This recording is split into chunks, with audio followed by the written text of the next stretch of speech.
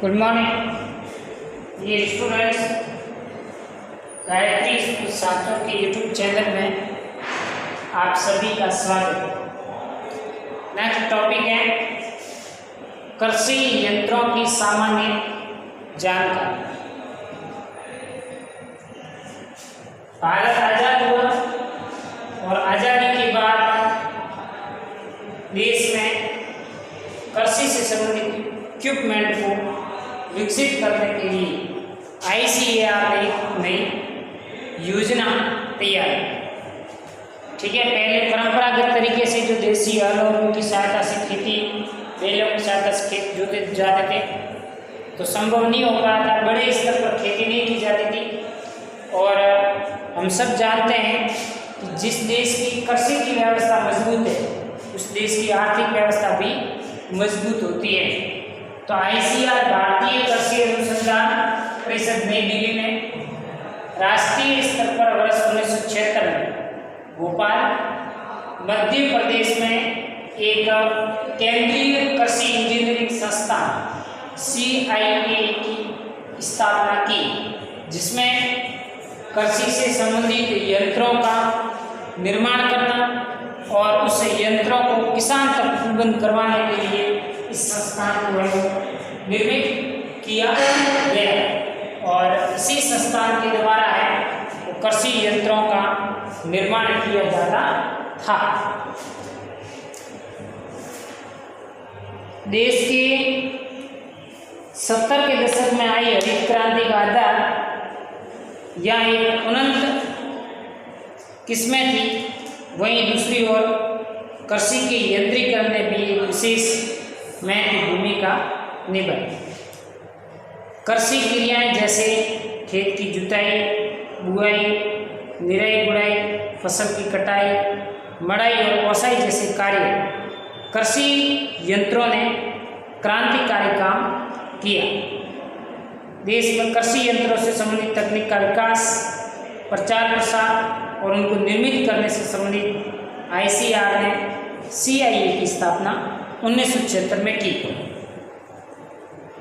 कृषि यंत्रीकरण का तात्पर्य सभी कृषि कार्य मनुष्य या पशु के स्थान पर यदि मशीन से किया जाए तो उसे कृषि यंत्रीकरण कहते हैं। ये दो प्रकार के होते हैं, एक पूर्ण और दूसरे आंशिक। पूर्ण का मतलब संपूर्ण कार्य मशीन के द्वारा किया जाए, आंशिक का मतलब कुछ कार्य मशीन के द्वारा और कुछ कार्य पशुओं के द्वारा किया जाता है। ये पूर्ण और आंशिक प्रकार के यंत्रीकरण हो गए। आज के परिप्रेक्ष्य में कृषि यंत्र की हमारे देश में आवश्यकता बढ़ती जा रही है। अन्य उद्योगों की तुलना में आज कृषि कार्यों में मानव श्रम, मजदूर की उपलब्धता कम होती जा रही है और कृषि कार्यों को समय पर संपादित करने में कठिनाई आने से फसल उत्पादन लागत भी बढ़ गई है। कृषि बिना यंत्रीकरण कम लाभ का साधन होता जा रहा है और परंपरागत कृषि मजदूर गांव को छोड़कर शहर की ओर पलायन कर रहे हैं। मजदूरों की इसी कमी को कृषि यंत्रों के प्रयोग से निश्चित समय में पूरा करना संभव होता है। यानी कि जैसे जैसे कृषि यंत्रीकरण का विकास हुआ तो देश की हरित क्रांति के संदर्भ में भी इसको बहुत ही सहायता मिली।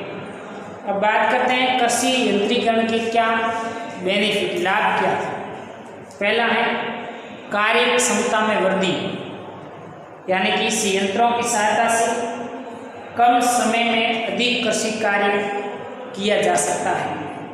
दूसरा, समय की बचत। मानव या पशु श्रम के द्वारा कार्य करने में अधिक समय लगता है। इसी कार्य को यदि यंत्र की सहायता से ट्रैक्टर है वो कम समय में निष्पादित कर सकता है। उत्पादन लागत में कमी। यंत्रों द्वारा किया गया कार्य मानव और पशु शक्ति की तुलना में दक्षता व समय पर होने से उत्पादन में बढ़ोतरी एवं कम लागत संपन्न होती है। भूमि सुधार। ऊंची नीची, जंगल, टीले आदि भूमि की सफाई कर उसे कृषि योग्य बनाई जा सकती है। इसके लिए बड़े ट्रैक्टर, बुलडोजर और JCB इत्यादि का उपयोग कर सकते हैं। अनावश्यक व्यय की बचत होती है, जैसे कि पशु शक्ति में इसका रखरखाव एक महंगा स्वयं, और कृषि यंत्रों का कार्य के समय डीजल या पेट्रोल खर्च होता है। इस तरह अनावश्यक जो व्यय होता है उससे भी खर्चा कम हो जाता है, बचत हो जाती है। जोखिम में कमी, पशुओं या मानव शक्ति से काम करने पर कृषक को हानि उठानी पड़ती है, क्योंकि फसल का बहुत हिस्सा वर्षा में भीग जाता है या समय पर बुआई नहीं हो पाती। ये काम आप यंत्रीकरण की सहायता से कम समय में कर सकते हैं। इसके अलावा कुछ अन्य फसल उत्पादन में वृद्धि और दूसरे व्यवसाय की स्थापना संभव और राष्ट्र का औद्योगिकीकरण भी होगा। कुछ इसकी हानियां हैं। प्रारंभिक लागत ज़्यादा लगती है, यानी कि पहली बार खरीदने जाते तो पैसे ज़्यादा लगते हैं, और ये छोटे कृषकों के बस की बात नहीं। जोतों का आकार छोटा होना, सीमांत कृषक के पास जमीन कम है, 2 हेक्टेयर की जमीन वाला किसान है, वो 5 लाख देकर के ट्रैक्टर नहीं खरीद सकता, तो ये समस्या है। प्राविधिक शिक्षा की कमी, यानी कि उस यंत्रों का नॉलेज कम है, और कुछ अन्य हानियाँ भी संभावित होती है।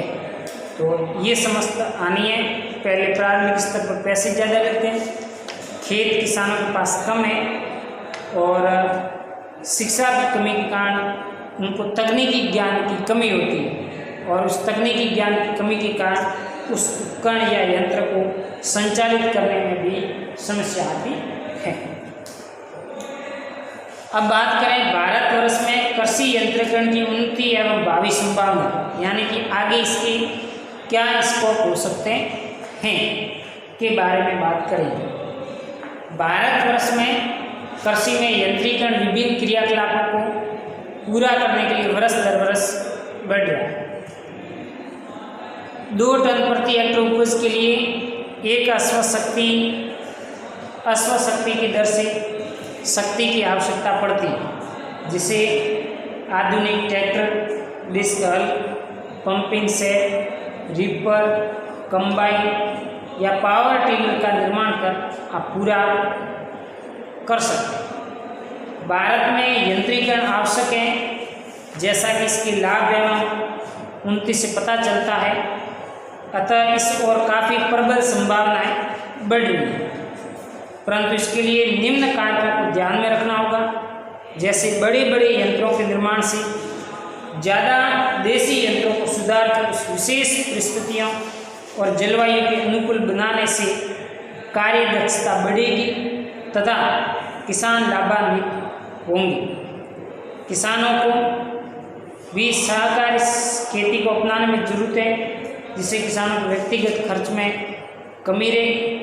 सरकार के प्रयास सस्ती दरों पर ऋण की व्यवस्था करना, तकनीकी ज्ञान हेतु कृषक प्रशिक्षण की व्यवस्था करना, यंत्र विकास के लिए अनुसंधान केंद्रों की स्थापना करना तथा प्रदर्शनियों का आयोजन करते रहना चाहिए, जिससे कि भारत में यंत्रीकरण को बढ़ावा मिलेगा, जिसके कारण किसान है वो उनकी ओर अट्रैक्टिव होगा और उसको खरीदेगा और कार्य करेगा, तो इसकी भावी संभावना है वो आगे बढ़ सकती है।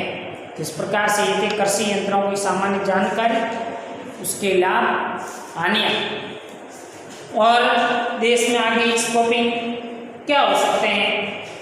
तो आप यंत्र बनाने का उद्योग स्थापित कर सकते हैं, यंत्रीकरण का, औद्योगिकीकरण का कार्यक्रम शुरू करके भी आप अपनी आजीविका कमा सकते हैं। कृषि यंत्रों का वर्गीकरण 2 तरीके से कर सकते हैं, एक सस्य क्रियाओं के आधार पर और दूसरा शक्ति स्रोत के आधार। सस्य आधार में जुताई हल एरो कल्टीवेटर की सहायता से करते हैं, बुआई डिगलर सीड ड्रिल देसी हल से करते हैं, निराई गुड़ाई खुरपी कुदाली फावड़ा हैंड ऐसे करते हैं, कटाई हंसिया कटरबाग कंबाइन या रीपर से करते हैं, मड़ाई का कार्य है वो थ्रेसर से किया जाता है जिसको कंबाइन कहते हैं, शक्ति स्तर के आधार पर मानव चलित खुरपियाँ, कुदाली, फावड़ा, हंसिया, पशु चालित हल, कल्टीवेटर, सीड ड्रिल, ट्रैक्टर चालित ट्रैक्टर माउंटेड, सेमी माउंटेड जैसे यंत्र। इसका डिटेल से अपन अगले वीडियोज में पढ़ेंगे। आज यहीं तक। Okay, thank you.